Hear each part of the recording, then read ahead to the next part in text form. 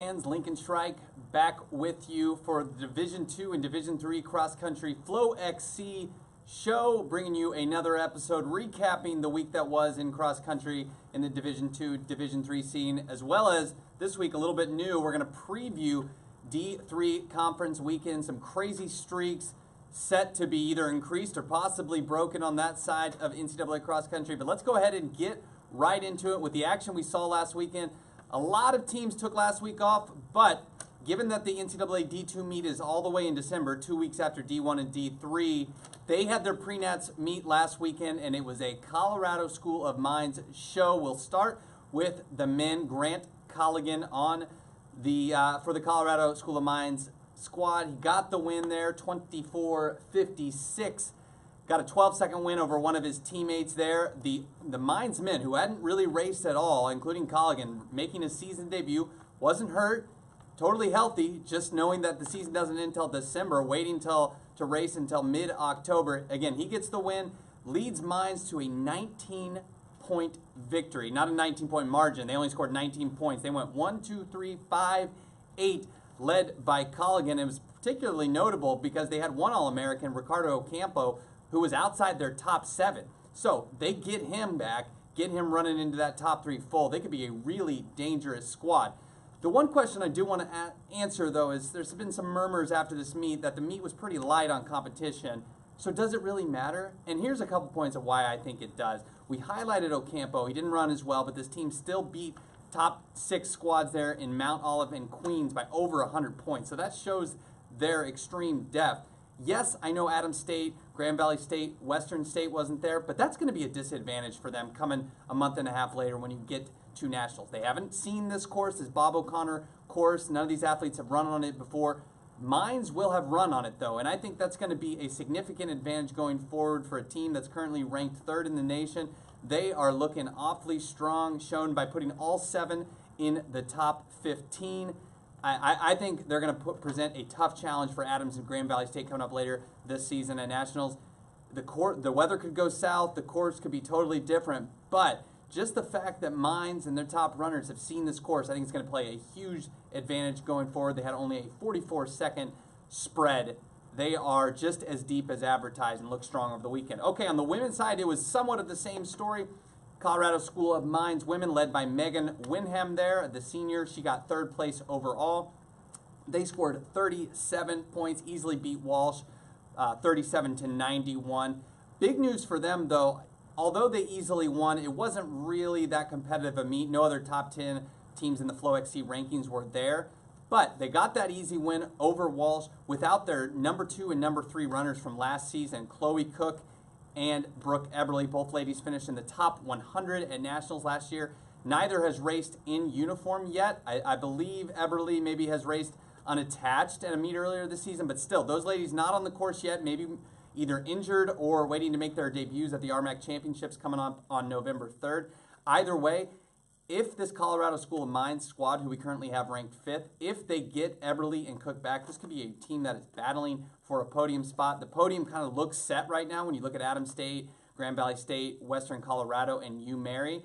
But this is the team, if they get all their athletes together and get them running well, that they could be a factor into that podium push. All right, so the individual winner we'll highlight next from Mount Olive, Leah Handley. She picked up the W. There she is, wearing that Mount Olive green. Of course, Mount Olive is going to be green. She got a solid win there. I believe she was the only athlete under 22 minutes. A tough course, kind of a more of a tactical race.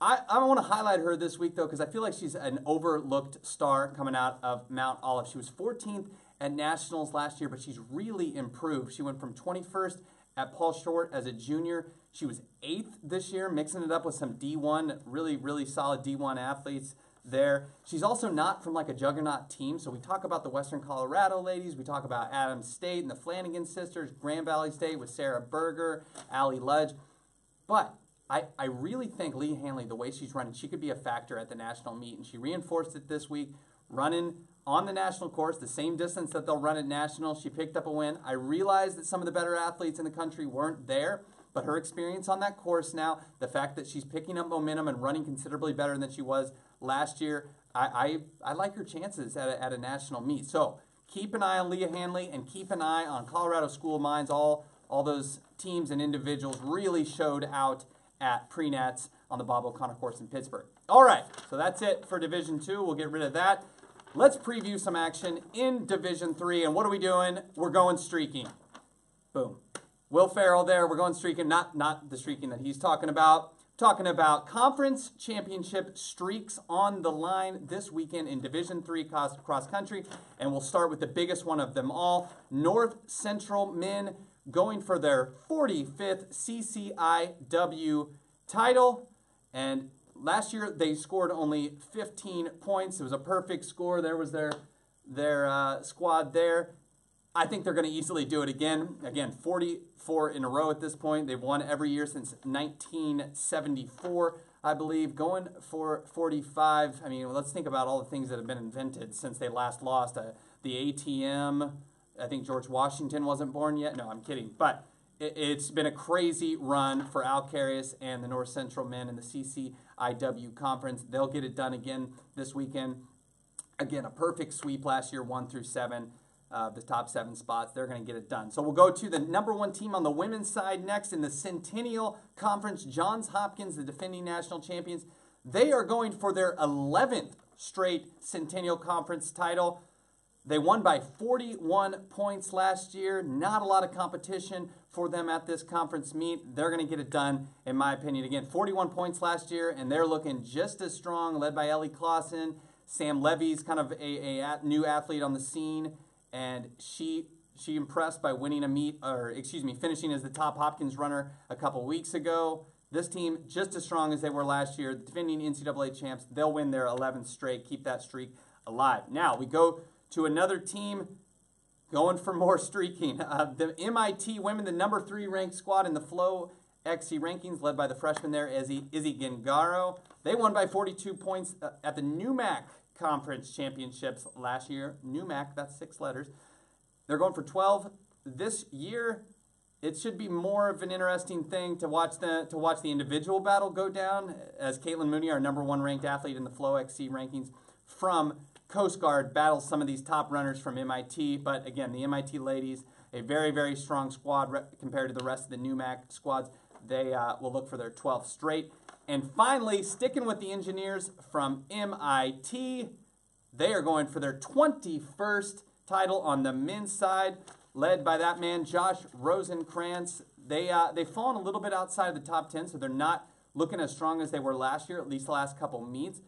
But this is a conference that they've owned for over 2 decades. They're going to tack on another title there. Josh Rosenkrantz has been running well. They also have a freshman named Andrew Ma. So keep an eye on how all those squads that are hunting to add a year to their streaks, keep an eye on them in Division III. We'll have all that recapped on the site. If you have any questions, comments, leave them in the little boxes below. Let us know what you thought of this week's episode, and we'll see you next week at Tuesday.